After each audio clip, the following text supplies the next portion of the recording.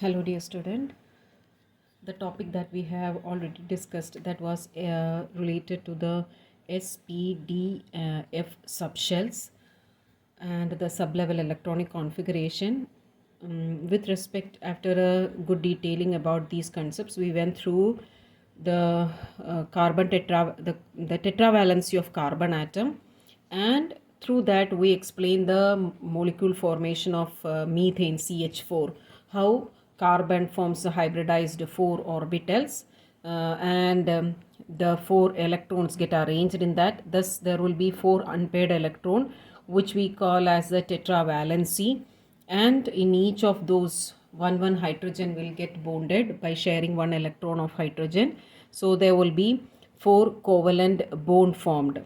So these are the concepts that we have discussed in the previous class. Now as per our text, we come to the next one concept, that is allotropes of carbon. Now allotropes of carbon, when we come to the concept of allotrope, it is pure element. Like in the case of water, we can say the 3 different physical state, that is water compound is remaining in the solid state, liquid state and gaseous state. So only H2O molecule come together, and when it is freezed, when the temperature goes less, the internal energy of H2O molecule goes less, and these H2O molecules come together, the movement become minimal and they come together, and thus there will not be intermolecular space, much intermolecular space, and thus it comes to the solid form. Now when it is cooled, the energy is taken from it, so the internal energy decreases, so the force of attraction decreases and they move apart.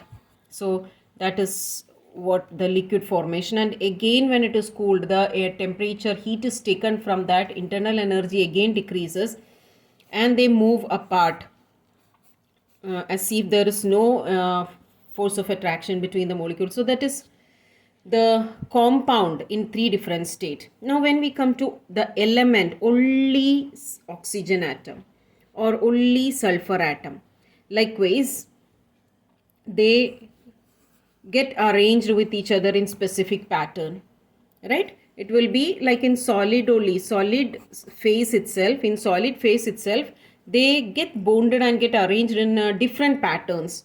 So likewise when it happens, we call it as allotropy. So we'll just define the term allotropy. What is allotropy?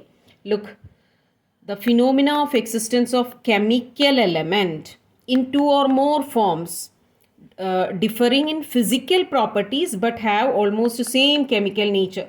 So the physical property like melting point, conductivity, these things can change, but the chemical property of that will be almost the same itself.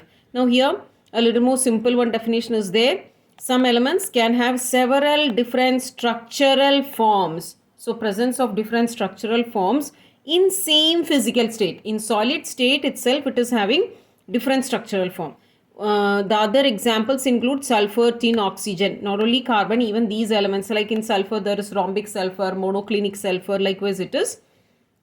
So then we call it as allotropy, and each of those forms can be called as allotropic forms of the specific element. Here we are discussing about the allotropic forms of carbon, and that can be broadly divided into 2 classes, like the crystalline form and the amorphous form. Amorphous means powdered. Crystalline means having definite shape. So in crystalline form, the 2 forms of carbon include diamond and graphite. In amorphous, it include coal, coke, charcoal, animal charcoal, lamp black, carbon black, gas carbon, and petroleum coke. So all these are amorphous forms of carbon. Amorphous form, like which is not having a definite shape. Amorphous, generally we can say it is powdered type. Crystalline means having a different specific solid shape. Now when we speak about crystalline form, there is another one, that is Buckminster Fullerene.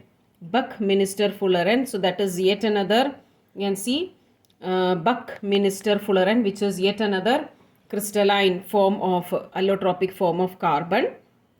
So what is allotropy? That is the first one point that we need to understand. It is existence of elemental atoms in different structural form in same physical state, right? And again, the next point is that they will be having almost similar chemical properties, but the physical properties may change. So that is about allotropy, and different elements show exhibiting allotropy, that is carbon, sulfur, tin, oxygen. Then here we are discussing about the allotropic forms of carbon, that is crystalline form, amorphous form, and the different types of crystalline carbon as well as amorphous carbon. So that's what we have discussed here, and all that it is coming here with a very specific differentiation between diamond and graphite. You can see hardest material, softest. So the physical property is getting somewhat drastically changing, just opposite. Now here it is a ultimate abrasive, but here it is lubricant. Here it is a excellent electrical insulator, but here it is a conductor. Now in the case of thermal conduction, diamond is a best known naturally occurring thermal conductor, but in the case of graphite, they are thermal insulators. They can be used as used for insulation purpose.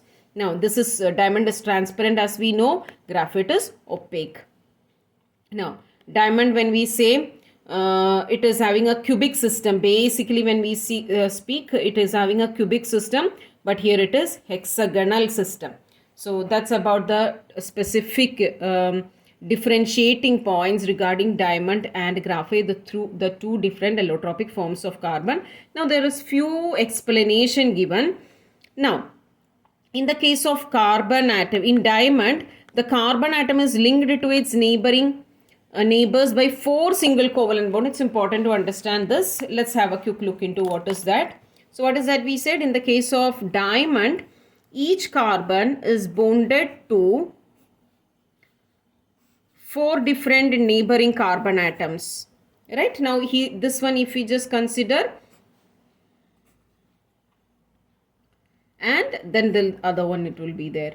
So likewise, each carbon is bonded to 3-dimensional. When we look, it will be having a very specific, we know very specific shape it is having. In the case of diamond, when carbon is in diamond form, each carbon is bonded to 4 different carbon atoms, right? So neighboring 4 different carbon atoms will be bonded. So likewise, each carbon is involved in 4 covalent bond with another different carbon atom. Like if we just consider this carbon is making covalent bond with 4 different carbon atom, 4 different adjacent carbon atoms. So that is in the case of diamond. In the case of diamond.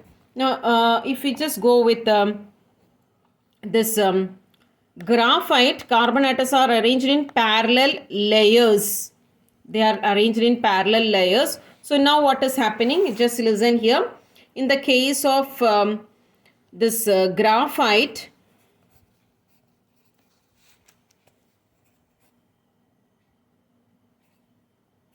look, hexagonal arrangement, 6-sided one shape. Now this one, if you just go,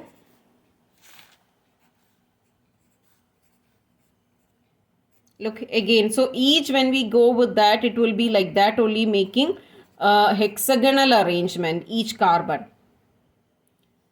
1 2 3 1 2 3, like hexagonal. So likewise it is. Now what is the special thing here? It is, you can see each carbon, the 3 valencies are satisfied, sharing with another carbon atom. Each carbon, when we check, the 3 valencies are satisfied, but 1 valency of all the carbon is left vacant. 1 valency of all the carbon is left vacant. Sometimes it can make a double bond between that carbon itself, but still the presence of double bond means they are more reactive. So what is that? 1 electron is free here. In the case of graphite form, 1 electron is free, which makes graphite a very good conductor. So there is one explanation coming why diamond is an insulator type in the case of electrical conduction, and graphite is a conductor type. In the case of diamond, what it is? All the valencies are satisfied by making single covalent bond with a neighboring carbon atom. But in the case of graphite, how it is? Each carbon is making 3 covalent bond with 3 different neighboring carbon atom, but one valency of all the carbon is left free. So the presence of this free electron makes graphite a very good conductor. Now, in the case of graphite, another important point is that here you can see it is a plain, here it is a plain structure. Now, in the case of graphite, it is like hexagonal planar sheets piled one over other. Hexagonal planar sheets piled one over other. That is how it is. Now, what will happen? If some pressure is exerted, these layers will glide over each. If you just abruptly try to sharp the pencil lead, you can see like flakes it will move off, like flakes. So what is happening there when we apply pressure? One hexagonal layer is just getting slipped off. So this from this what we can understand, that slippery nature of graphite can be understood. The different hexagonal planar sheets are there and these are piled one over other. And between these sheets there is weak van der Waals force. So these are the points given here. You can see each carbon atom in these layers is bonded to 3 other bicovalent bonds. Now, some cases the one free electron can make some double bond character, because they make these free electron can make a double bond among each other. So, sometimes there will be a double bond character shown by the graphite structure. And here it is like you can see layer is bonded to adjacent layer by weak van der Waals forces. So that is the details related to graphite. Now the most important thing is that electron is free. Now it allows so the electron is free. So these 2 points, the first point, the layer slide over easily, which makes graphite soft and slippery. Sometimes you can get a give reason question in your theory exam, like the CBSE board exam. You can get question like why graphite is slippery.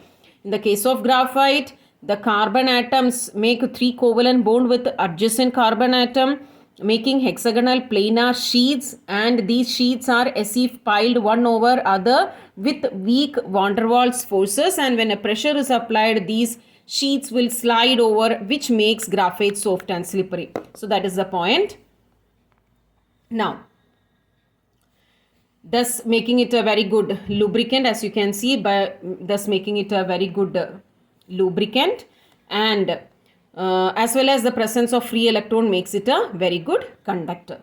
So that's details related to graphite and diamond. Now we come to next one point, that is the third crystalline form of carbon, Buckminster-Fullerene. And this Buckminster-Fullerene means large number of carbon atom joined together, bonded together to make special shapes, of which the most common and the well known, that is with 60 carbon atom. So that is contains 60 carbon atoms, and it is like a ball like, so that is resembling a saucer ball. So that's about it. So here somewhere maybe some diagram is given, not given. Okay.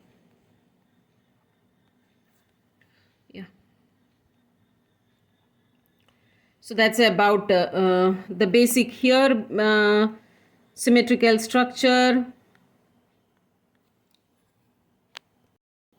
So we were speaking about this Buckminster-Fullerene, where the 60 carbon atom, they are joined as if to form a saucer ball like structure. Now, since it is having a closed shape like that of a ball, it is also called buckyball. So another one name sometimes could be useful. Now, this is having certain important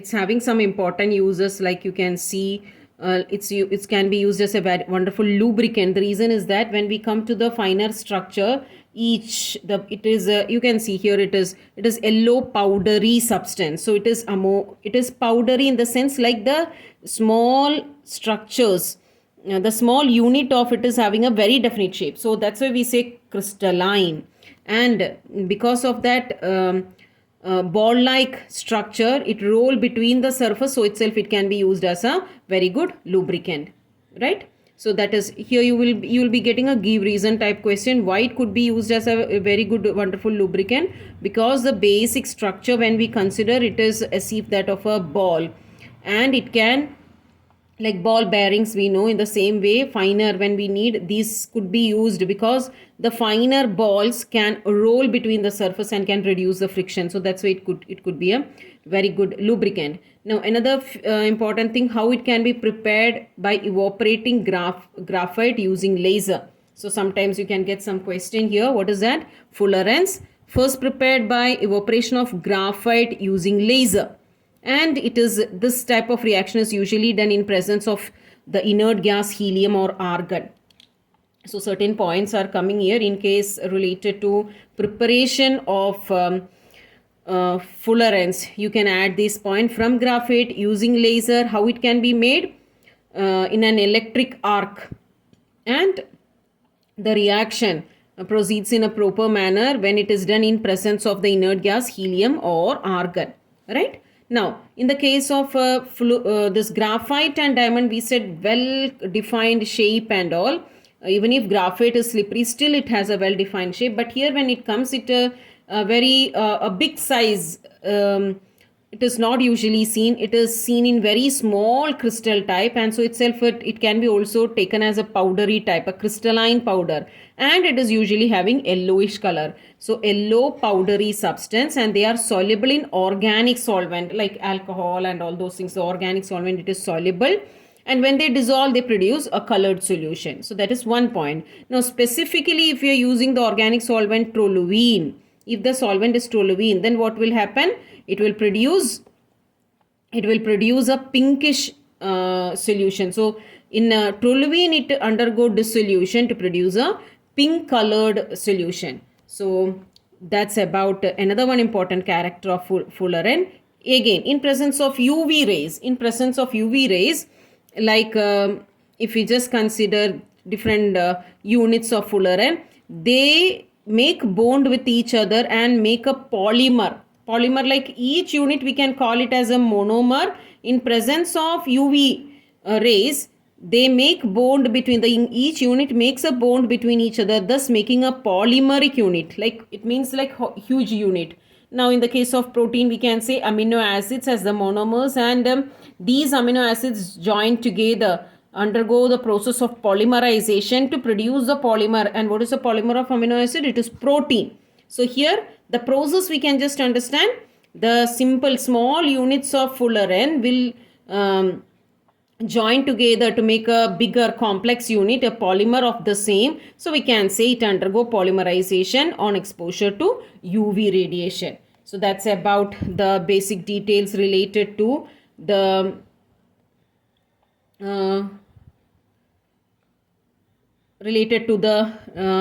allotropic forms of carbon. Now, the next one point that we have here, that is catenation, the process of catenation. Now, about catenation, we can just easily understand with a very simple definition, like it is the self-linking nature of carbon atom to produce long chain. So that's about it. You can see the chains are formed because carbon atoms form tetravalent bonds with other carbon atoms. The structure can be repeatedly endlessly without disturbing the stability of the bonds and the compounds formed. So just look, catenation, the ability of carbon to form long chain. So that is the main one, simplest definition for catenation, the self-linking property of carbon atom to produce long chain. That is what is catenation. And here we are given with the straight chain, here we are given with the branched chain, and here it is the closed chain. So all this is possible. So tetravalency lead to catenation. Catenation lead to straight chain formation, branched chain formation, as well as closed chain formation. So that's about the basic other details related to that. Now again, related to when we are learning this catenation, okay, about the single bond, the straight chain, the branched chain, another important property that we need to understand, that is, okay, we learned about carbon, it is having the tetravalency. So you can see it is bonded like this. So here the 4 valency of carbon, this one electron shared with the electron of this carbon. Likewise it is going here For this carbon, 3 valencies free. For this middle carbon, 2 valencies free, and both then the 3 valencies are free. Okay. Now here in this free valency present, hydrogen is getting added. So you can see. Now, in case if 2 hydrogen is lost due to the presence of any oxidizing agent, they absorb the hydrogen. Likewise, if it happens, then what will be the next next result coming? So here these are the electrons of this carbon atom. Now the hydrogen, it is moved out. Now what will happen? The one valency of the adjacent carbon will be free like this. So this leads to what? This leads to, like for this carbon, what happens? These two make a double bond here. These two makes a double bond here. So here you can see the double bond formation. So tetravalency leading to catenation, catenation leading to straight chain, branched chain and closed chain, as well as tetravalency leading to a double bond formation. Now in some cases this hydrogen also lost. What will happen? There a triple bond is possible. A triple bond. So now if you just observe for this carbon, 1, 2, 3, 4, 4 valence electrons are there, which are paired with in 3 different hydrogen atom, and here 1 carbon atom. For this carbon, here one electron shared, making a covalent bond, and here you can see the other 3 electrons which is shared with the 3 electron of next carbon. So the 4 electron 4 valency of this carbon, the 4 valency of this carbon, as well as the 4 valency of this carbon, right? So here this carbon is having a triple covalent bond with this carbon and a single covalent bond with hydrogen. And for this carbon, if we consider, it is involved with a triple covalent bond with this carbon and a single covalent bond with this carbon. So what all we said? We said about tetravalency, and tetravalency leading to catenation, which leads to straight, branched or closed chain structures, and again single bond anyway it is formed, as well as double bond is formed and triple bond is also formed. So that's about the bond formation, the different bond formation of carbon, or involvement of carbon in making bonds, either with other carbon atom or with even other species like hydrogen or any other species. So carbon, according to the nature of if it is coming with oxygen, there is a possibility for carbon to make a double bond with oxygen. So that is maybe like if you have heard about ketone, ketone is also an organic compound where carbon is making double bond with oxygen, and such bond formations, chemical bonding or such structures are formed. Anyway, all this is possible due to the presence of tetravalency leading to catenation and resulting in straight, branched and closed chain, as well as single, double and triple bond. So that's about the different bond involvement of carbon. Now we come to the detailed learning, and we start with the concept of hydrocarbon. Okay, what are hydrocarbons? Basically, if we just say compounds containing carbon and hydrogen, they are called hydrocarbon. Methane is the simplest of all, like this hydrocarbon, right? Now, when we learn about hydrocarbon, this group, as we said, it's a very, very vast group, and whenever something is too vast, what we usually do is we do the process of classification.